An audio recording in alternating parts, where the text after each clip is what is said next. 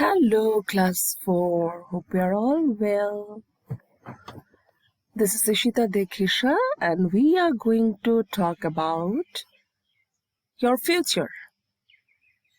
In future, some of you gonna be, and some of you gonna be engineers. Some of you gonna be some of you gonna be Some of you gonna be doctors, and some of you teachers, some of you army officers. So many options are there, but in what we are going to talk about today is your favorite subject, future tense. It is in this annual exam syllabus, so you have no option but to study it. Okay, so let's begin, students. This is lesson 1 about future tense. First, we are going to recap. Recap মানে কি? Recap মানে তোমরা দেখবে যে কোনো, if you watch drama serials in the টিভিতে যদি তোমরা ড্রামা সিরিয়াল দেখো বা মোবাইলেও যদি দেখো ড্রামা সিরিয়াল দেখবো, ওখানে তাকে রিক্যাপ মানে হচ্ছে পূর্বে কি ঘটেছিল সেটাকে একটু মনে করা। রিক্যাপ মানে আমরা একটু পূর্বে কি ঘটেছিল সেটা আমরা একটু মনে করি। সো আমরা আলোচনা করেছিলাম আগে tense. What is tense? Remember this definition. You can't write this. This is just for making you understand tense, not for key writing down in the exam. যদি এক্সামে লিখতে হয় তাহলে তোমাদের এভাবে লিখতে হবে, tense describes about the time of action that describes about the time of action, not talks about the time of action. হ্যাঁ, বলতে হবে যে বাংলায় হয়তো ক্রিয়ার কালকে টেন্স বলে, আর ইংলিশে tense describes about the time of an action. And আমরা আরো আলোচনা করেছিলাম যে কয় ধরনের টেন্স আছে। তো there are 3 kinds of tense. কি কি ছিল? Before, after, and now. Is it? তাই কি ছিল? না, এটা বোঝার জন্য ছিল। তাই আমরা এখন এটাকে রিপ্লেস করব গ্রামাটিক্যাল ল্যাঙ্গুয়েজ দিয়ে। আমরা বিফোর মানে পূর্বে, বিফোর মানে আগে, পূর্বেকে আমরা কি বলবো? পূর্বকে আমরা বলবো পাস্ট টেন্স। বিফোর মানে পাস্ট টেন্স।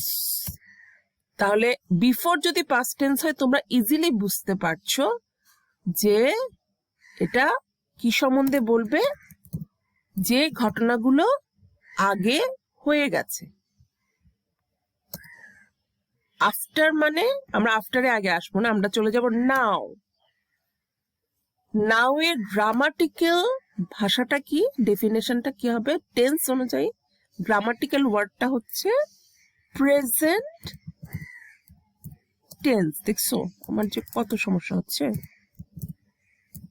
প্রেজেন্ট টেন্স,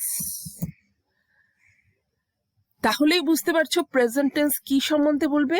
নাও মানে হচ্ছে এখন, এখনের সময়ে যা যা ঘটছে সেগুলো সম্বন্ধে বলবে। আর এরপরে আমরা আজকে এটাকে মাঝখানে রেখেছি, যেটা তোমাদের অ্যানুয়াল এক্সাম সিলেবাসে আছে, আফটার। এখনের পরে যা যা হবে সেটা হচ্ছে আফটার। আফটার তাহলে এটার গ্রামাটিক্যাল টার্মটা কি টেন্সে? গ্রামাটিক্যাল টার্মটা হচ্ছে ফিউচার টেন্স। Future tense. তাহলে আমরা এখানে বুঝতে পারছি ফিউচার টেন্স কি সম্বন্ধে বলবে।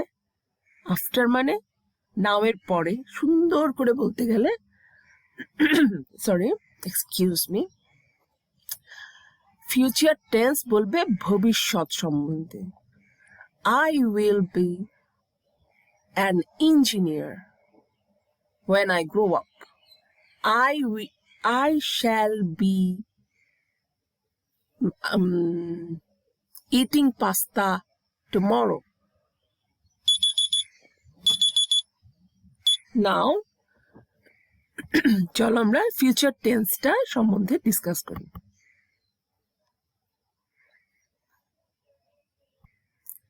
ফিউচার টেন্স, ফিউচার টেন্স কি বা কি করে? Future tense talks about the time of action. সবই তো টাইম অফ অ্যাকশন বলে, এখন তোমরা বলবে টিচার, তাহলে time of action that tax place after. তোমরা কিন্তু এভাবে করে লিখিত ডেফিনেশন দিতে পারবে না, এটা শুধু তোমাদের বোঝাবার জন্য। তোমাদের এভাবে বলতে হবে, ফিউচার লিখতে হবে এভাবে, future tense describes about the time of action that takes place in the future on a specific time. বইয়ের ডেফিনেশন ইউজ করবে, বা এখান থেকে আমি তো বলেই দিলাম, টকস অ্যাবাউট দ্য ইংলিশে যারা ইংলিশ ভার্সন, আর বাংলা ভার্সনে তো তোমরা সুন্দর করে লিখতে পারবে যে ভবিষ্যৎকাল, ভবিষ্যতে কোনো একটি ঘটনার সময়কে নির্দেশ করে। So future tense talks about the time of action that takes place after. After মানে এই টার্মটা আমি গ্রিন করে দিচ্ছি, তো তোমাদের এই টার্মটা তাহলে মনে থাকবে যে আমাদের ফিউচার টেন্স আসলে আফটার। আফটার টেন্সের সাথে কি ইম্পর্টেন্ট? অবশ্যই ভার্বের ফর্মস। ভার্বের ফর্মস গুলো, ডোন্ট বি লেজি, এই ভার্বের ফর্মের জন্য তোমরা অনেক নাম্বার পাবে। সো মানে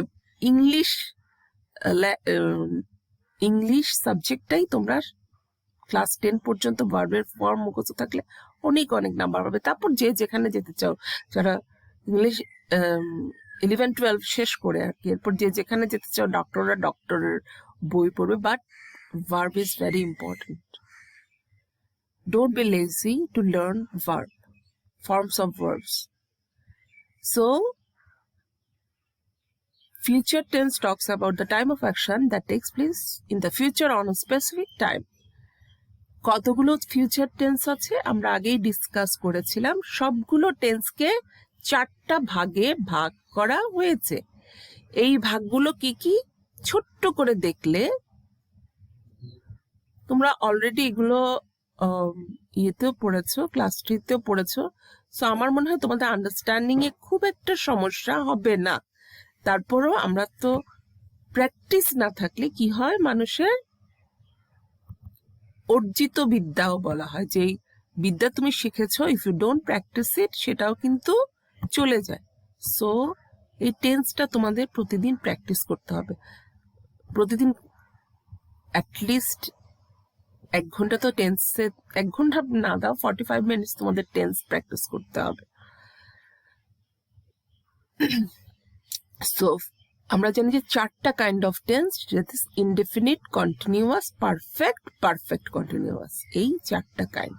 তাহলে এটাকে সুন্দর করে আমরা বইয়ে লিখিত ভাবে বলতে পারি, দেয়ার আর 4 কাইন্ডস অফ ফিউচার টেন্স। সেই কাইন্ডস গুলো কি কি? Future indefinite tense, future continuous tense, future perfect tense and future perfect continuous tense. এরপরে আমরা আসবো HW তে। লেসন 2 তে আমরা এটার গঠন প্রণালী এবং প্রত্যেকটা টেন্স নিয়ে আলোচনা করব। তার আগে আমি তোমাদেরকে একটা জিনিস, প্রথম দিকে তো আমি যখন শুরু করেছি এই ক্লাসটা, তখন তোমরা খেয়াল করেছো কিনা জানি না, যে আমি তোমাদেরকে কি বলছিলাম। আমি তোমাদেরকে বলছিলাম গনা বি, দ্যাট ইজ মুখে বলে gonna be, going to be. এটা প্রেজেন্ট কন্টিনিউয়াস টেন্স, এটাও ফিউচারে ইউজ হয়, কিন্তু যেহেতু আমরা এখন স্পিকিং ল্যাঙ্গুয়েজে যাচ্ছি না, তাই আমরা গোয়িং টু বি আর শ্যাল বি সিম্পল ফিউচার টেন্সকে গোয়িং টু বি কিভাবে ভার্সাস শ্যাল অর উইল, এটা কিভাবে ইউজ হয় সেটা আমরা আলোচনা করব না। তোমরা খালি ফিউচার টেন্সটা শিখো। তোমরা হয়তো বলছো যে টিচার তো ফার্স্ট স্লাইডে গনা বি ইউজ করছে, গোয়িং টু বি ইউজ করেছে, কেন এখন বলছে? পরবর্তীতে শুনবে যে শ্যাল উইল এগুলো ইউজ করব আমি, কিন্তু গোয়িং টু বি হচ্ছে প্রেজেন্ট কন্টিনিউয়াস টেন্স, যেটা আমরা সিম্পল ফিউচারের ক্ষেত্রে ব্যবহার করতে পারি। তোমাদেরকে আর মাথা ব্যথা দেব না। তোমাদের HW, please don't send the image of HW because you already have lots of HWs. অনেক HW দেওয়া হয়েছে লেখার জন্য, প্লিজ সেটা শেষ করো। অনেকে শেষ করে ফেলেছো, অনেকে শেষ করনি। হ্যাঁ, লকডাউন খুললে তো টাইম দেওয়া হবে, জানি না কখন দেবে, ঈদের আগেও হতে পারে, ঈদের পরেও হতে পারে। HW হচ্ছে লার্ন। কি লার্ন করবে? What is future tense? R how many kinds are there? আমি এখন ইয়েতে থাকলে, ক্লাস থাকলে তোমার টিচার 3টা ওয়ার্ড লেগে গেছে বলতে না? হ্যাঁ বলতে। and then you have to learn কি খুবই important verbs without forms of verbs, প্রথম থেকে একদম। যদিও এটা আলাদা করে ফার্স্ট টার্মে মেনশন করা ছিল না forms of verbs, but strong verbs ছিল and weak verbs in the annual exam. Verbs গুলো শিখবে সবগুলো, কয়েকটা মাত্র দেওয়া তোমাদের বই। এগুলো যদি প্রতিদিন 10টা করে শেখো, আমি আগেও বলেছি, তাহলে তোমাদের 1 মাসের মধ্যে সব ভার্ব মুখস্থ হবে। Verb is very important in tense এবং ইংলিশে তোমাদের সারা জীবনের জন্য। Okay, so that's all for today. Have a nice day.